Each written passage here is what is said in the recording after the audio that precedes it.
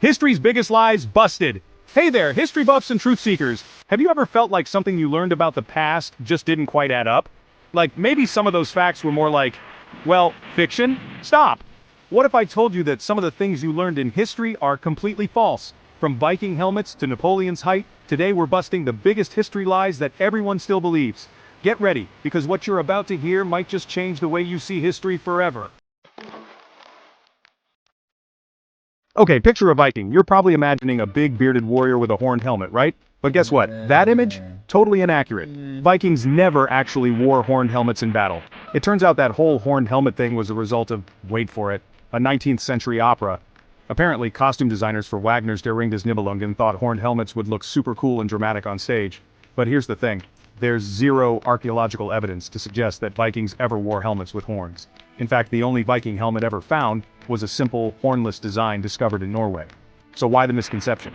It played into this whole idea of Vikings as fierce, savage barbarians. So next time you see a picture of a Viking with a horned helmet, just remember, it's about as historically accurate as a T-Rex wearing a monocle.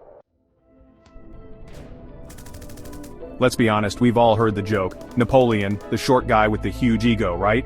But here's the thing. Napoleon wasn't actually short. Napoleon Bonaparte was measured at 5 feet 7 inches, or 1.69 meters, at the time of his death. Now, you might be thinking, okay, 5 feet 7 inches, that's not exactly giant status. But here's the catch.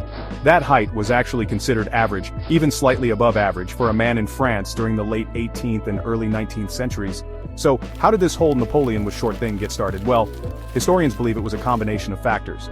First, Napoleon was often surrounded by his imperial guard, who were known for their impressive height.